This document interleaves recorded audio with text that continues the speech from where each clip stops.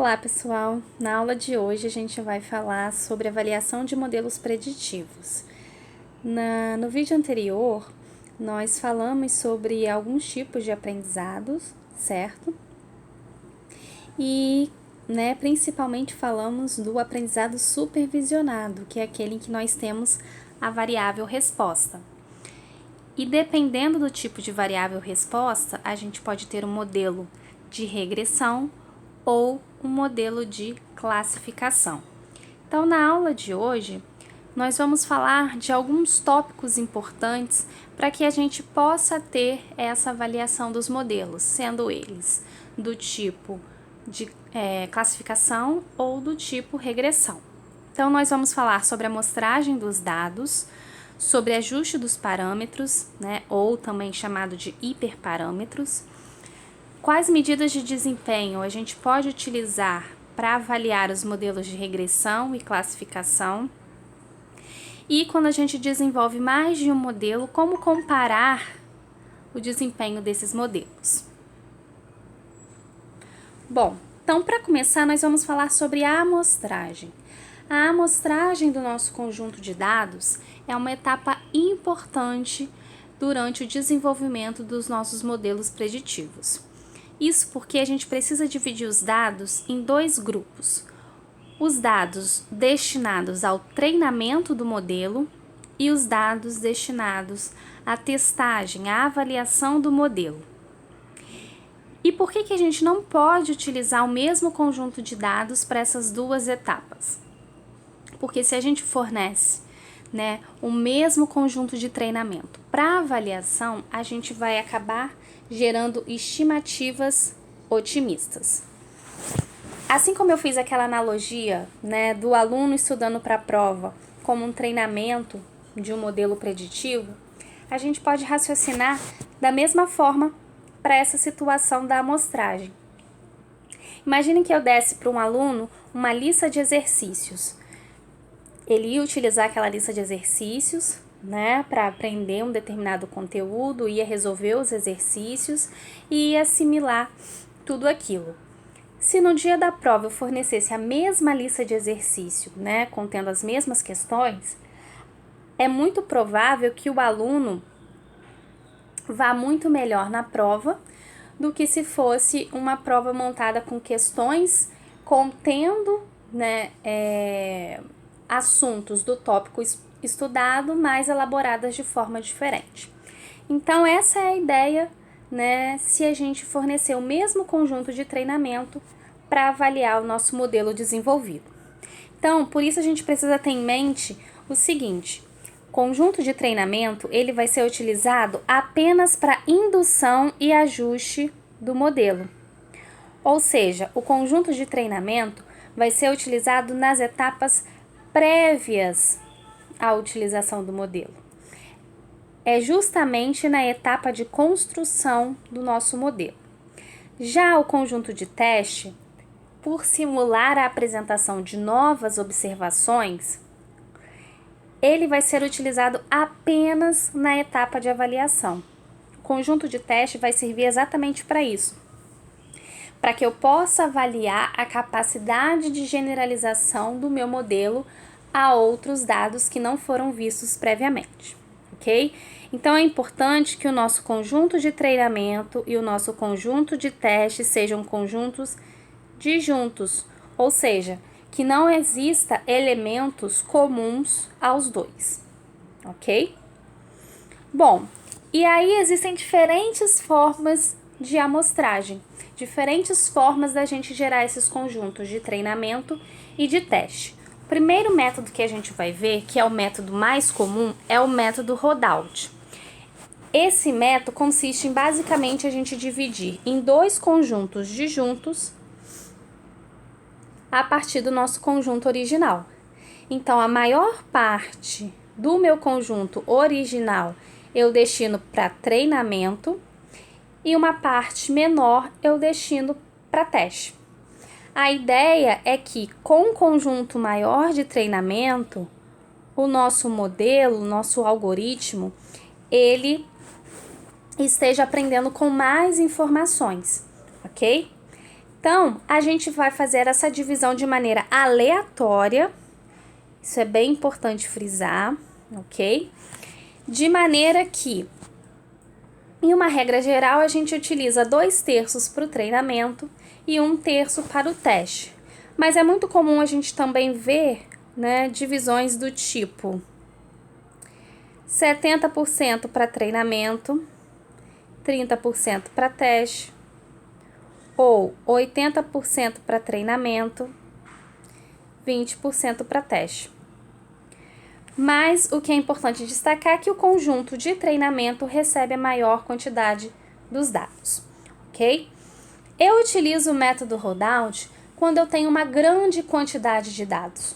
Então, quando eu consigo separar os meus dados em 2 conjuntos disjuntos e esses conjuntos contêm ainda um número bem expressivo de dados, né, o suficiente para que eu possa fazer uma boa modelagem, uma boa avaliação, eu utilizo o método Rollout.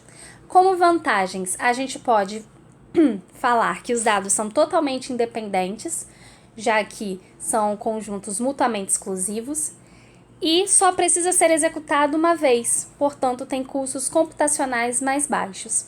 Então vocês vão ver que outros métodos a gente vai precisar rodar mais de uma vez a ideia de treinamento e teste, ok?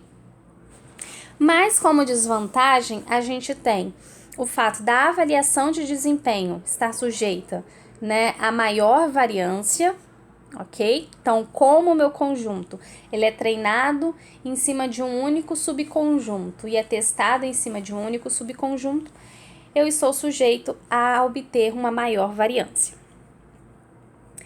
É difícil calcular qualquer informação de variação ou intervalos de confiança, já que a gente só tem um único conjunto de dados, ok?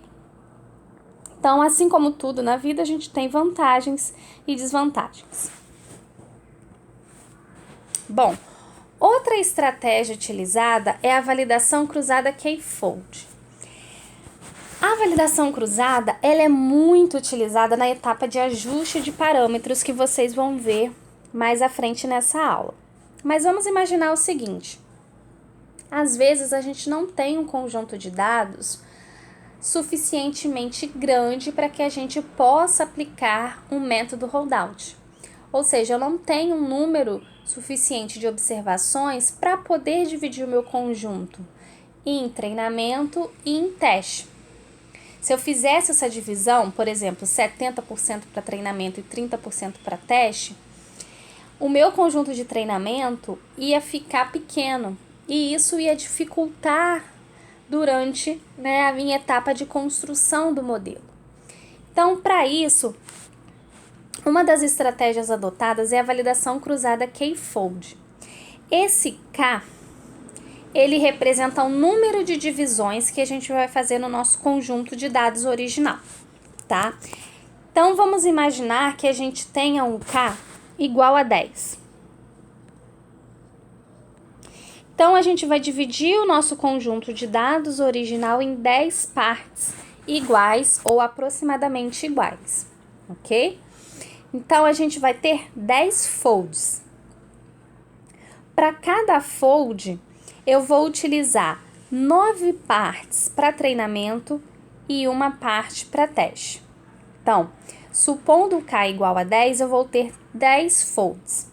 Para esse primeiro fold aqui do exemplo, a gente vai utilizar essas 9 partes do nosso conjunto de dados para treinar o nosso modelo. Então, a partir dessa 90% dos dados eu vou usar para treinamento e vou utilizar 10% dos meus dados, aqueles 10% que sobraram, para avaliar este meu modelo.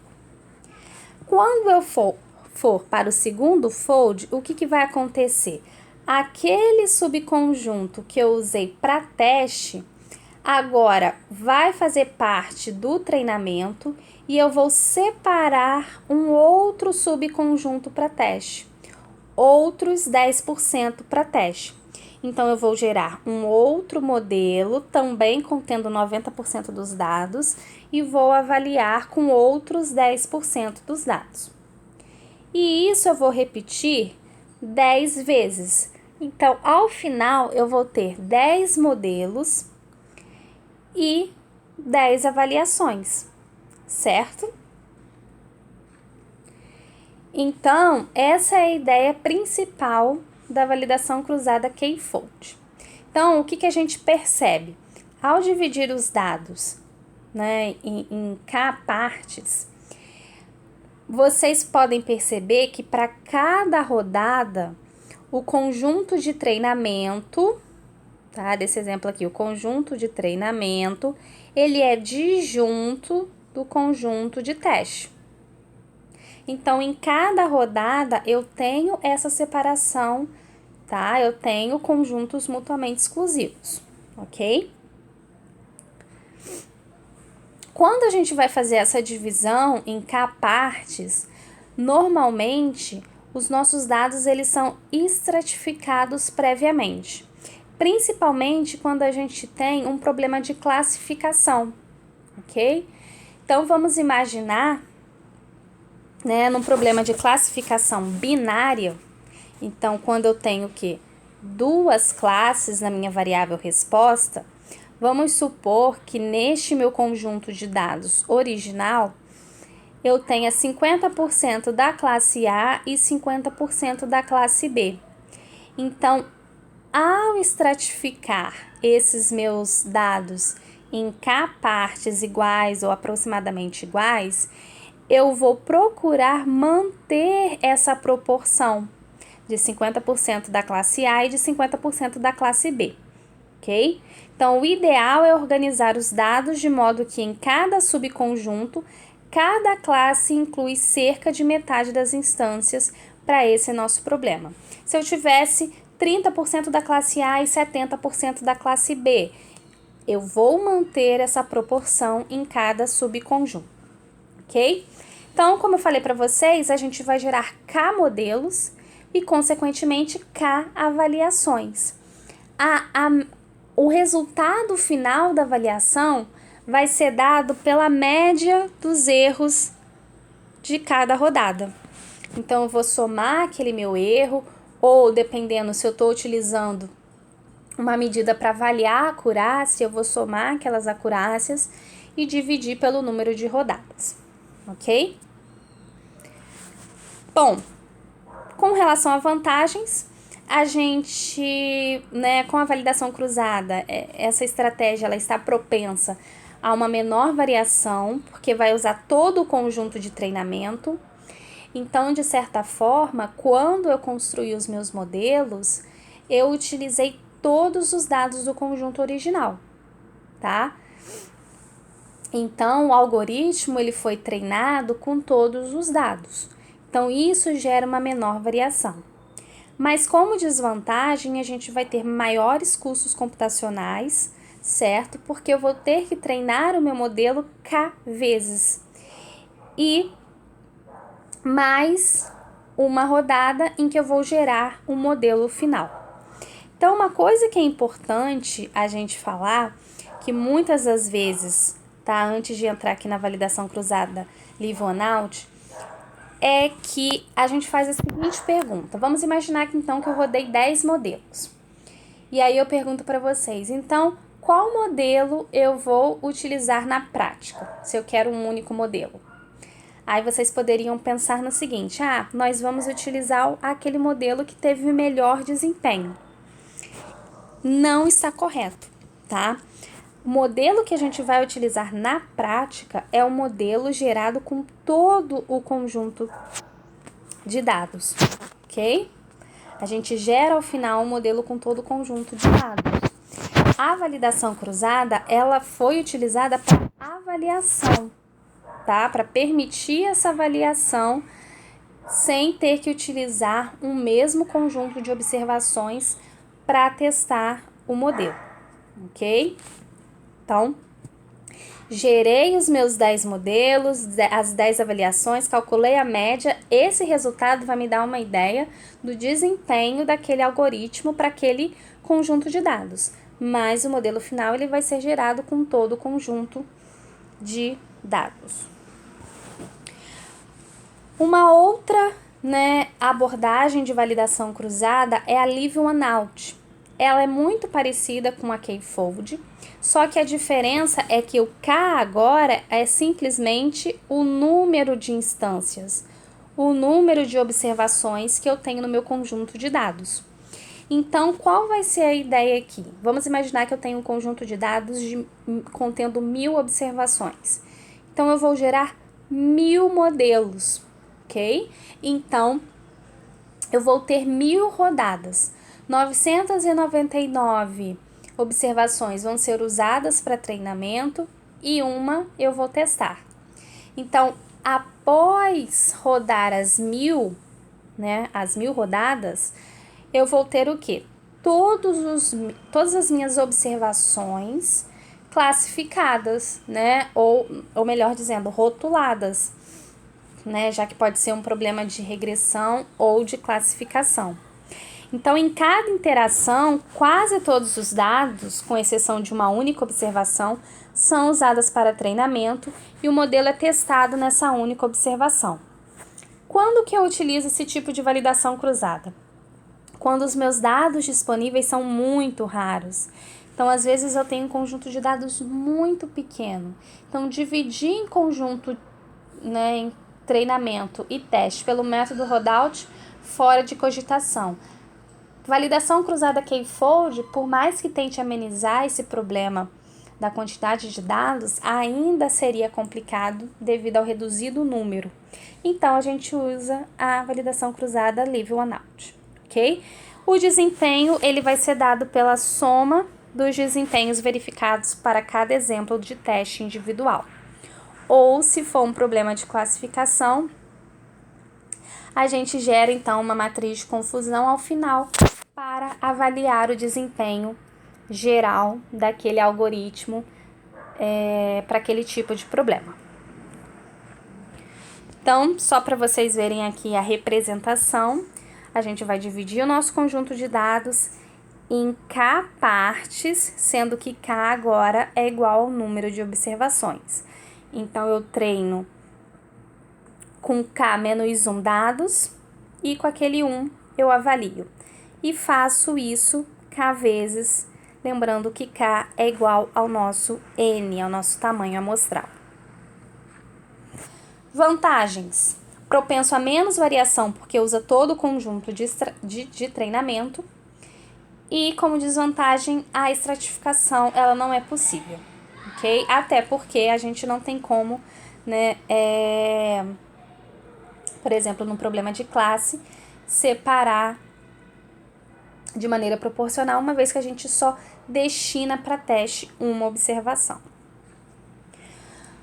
Bom, algumas observações então sobre a validação cruzada. Na prática, a escolha do número de subconjuntos depende do tamanho do conjunto de dados. Então, isso novamente é uma questão de prática, tá? Então, é começar a perceber que dividir em 5 partes é suficiente, ou em 10, ou ter que usar Live One Out. Então, isso é questão de prática. Para conjuntos grandes, tá? Normalmente, K igual a 3 já fornece bons resultados. Mas é muito comum a gente ver um K igual a 5 ou um K igual a 10. Para conjuntos mais esparsos, talvez a melhor opção seja o Live One Out para treinar com o maior número possível. Então, como eu disse, uma escolha muito comum é K igual a 10, mas também a gente vê muito K igual a 5. Então, aquela observação que eu falei previamente está reforçada aqui. O propósito da validação cruzada não é chegar ao modelo final, mas sim avaliar os modelos, tá? Então, para construir o modelo final, devemos usar todos os dados, ok? Então, por exemplo, digamos que temos 2 modelos, um modelo de regressão linear e uma rede neural. Como podemos dizer qual modelo é melhor? Então, uma abordagem seria fazer uma validação cruzada K-fold e ver qual deles se mostra melhor na previsão dos exemplos de teste. Uma vez que usamos a validação cruzada para selecionar o modelo com melhor desempenho, treinamos esse modelo com todos os dados. Então, fui lá, fiz uma regressão linear, fiz o modelo de rede neural, vi, por exemplo, que a média de acurácia da regressão linear foi de 70% e a média da acurácia da rede neural foi de 85%. Então, visto que o algoritmo de regressão de rede neural teve melhor desempenho, eu vou utilizar então todo o meu conjunto de dados para treinar, para gerar um modelo de rede neural que será utilizado na prática, ok? Bom, outra estratégia de amostragem é o método Bootstrap. Não sei se vocês já ouviram falar de método Bootstrap, mas ele também às vezes é confundido com uma abordagem de tentar aumentar o conjunto de dados. E não é isso que o método Bootstrap faz, ok? Ele não aumenta o conjunto de dados quando eu tenho um N pequeno. Vamos prestar atenção então aqui para a gente ver o que o método Bootstrap permite a gente fazer aos nossos dados. Ele é um método de reamostragem, tá? Que foi proposto por Bradley Ephron em 79, e essa reamostragem é com reposição, diferente da validação cruzada. Lá na validação cruzada a gente gerava o quê? Conjuntos disjuntos. Então, o que estava, no conjunto de treino não estava no conjunto de teste e vice-versa. Aqui na nossa reamostragem, a gente tem a ideia de reposição. Então, eu tenho uma repetição de observações do nosso conjunto. Então, a partir de um conjunto de dados com N exemplos, a gente vai selecionar com reposição N exemplos. Então, percebam, não há um aumento do número de observações. Eu vou reamostrar com reposição os mesmos N exemplos, ou seja, o mesmo tamanho amostral, ok? E esse subconjunto reamostrado a gente vai utilizar no treinamento. E aqueles exemplos que não foram amostrados vão ser utilizados no teste, ok? Então, é muito comum que a gente repita esse processo K vezes, sendo que K normalmente é maior ou igual a 100. Então, a gente vai fazer 100 vezes, ou seja, a gente vai gerar 100 modelos.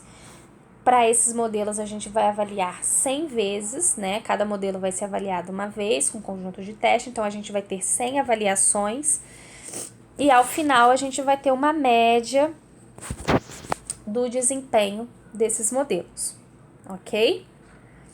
Então, só para a gente ver o Bootstrap a título de ilustração, então eu tenho no meu conjunto de dados original 1, 2, 3, 4, 5 observações. Então, quando eu fizer a reamostragem com reposição, eu vou reamostrar 5 observações, ok? Então, como é permitida a reposição, vai acontecer de ter observações que vão aparecer mais de uma vez no conjunto de treinamento. Aquelas observações que não aparecerem vão ser utilizadas no conjunto de teste. Então, o meu conjunto de teste, ele vai ter um tamanho muito flexível, ok? Porque vai depender das observações que foram amostradas para o treinamento. Então, ao final, calculo o desempenho para cada conjunto de teste e vejo a média de desempenho, assim como a gente fazia lá na validação cruzada. Outra abordagem também utilizada é o Bootstrap 0.632, tá? Que é uma adaptação do Bootstrap que a gente viu anteriormente. Então, qual que é a ideia do Bootstrap 0.632?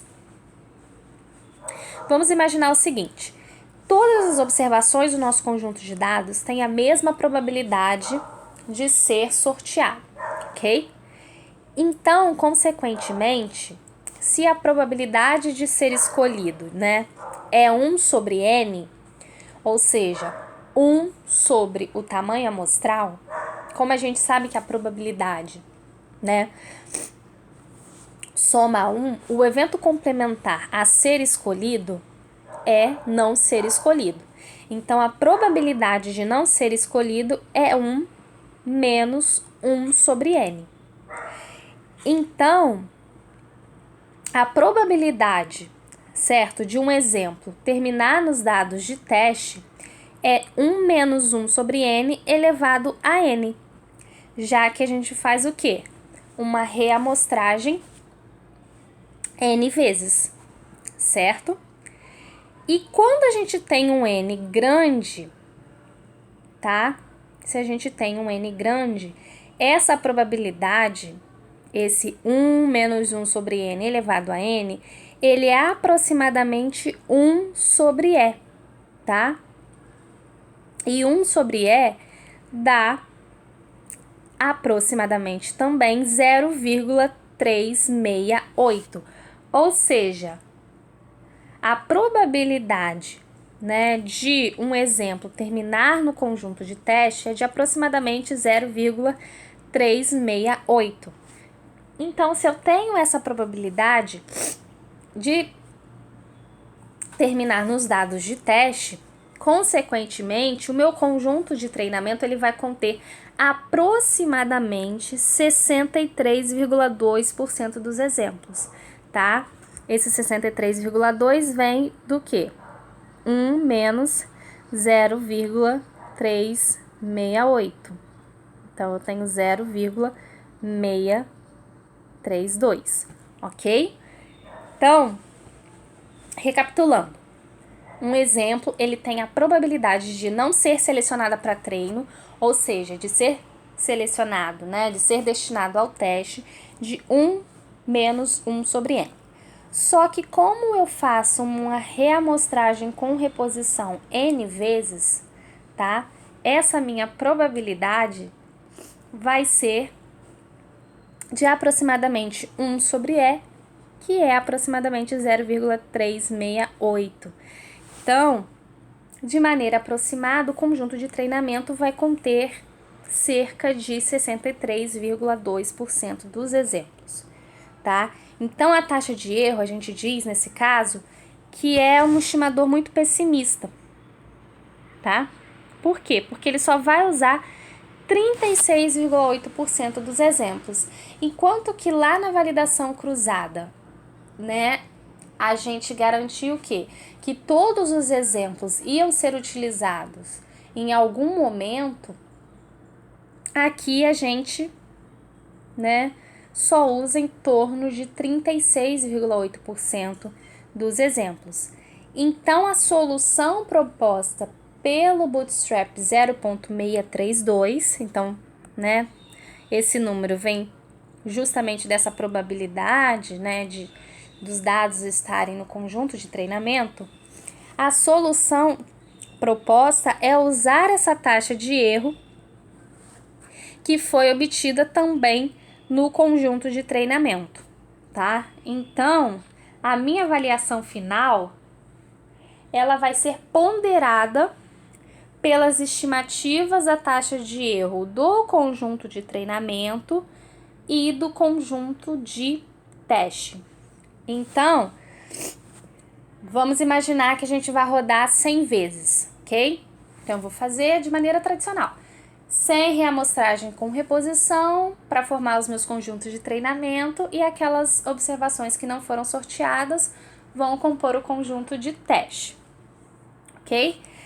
Quando eu for calcular o erro, né, ou a medida de desempenho que eu vou avaliar para cada rodada, esse erro ele vai ser dado pela soma do erro do conjunto de teste, ou seja, quando eu uso aquele conjunto de teste para avaliar o meu modelo, mas também eu vou utilizar o erro utilizando o próprio conjunto de treinamento para avaliar o modelo. Só que eu vou ponderar, ou seja, eu vou multiplicar esse meu erro vindo do conjunto de teste por 0,632 e vou multiplicar o meu erro vindo do conjunto de treinamento por 0,368, ok? Então, eu vou ter, ao final, 100 estimativas de erro, tá? 100, no caso, porque eu tô supondo aqui um K igual a 100. E aí, o que a gente vai fazer? A gente vai somar essas estimativas e dividir por K, né? Dividir por 100 nesse nosso exemplo, ok?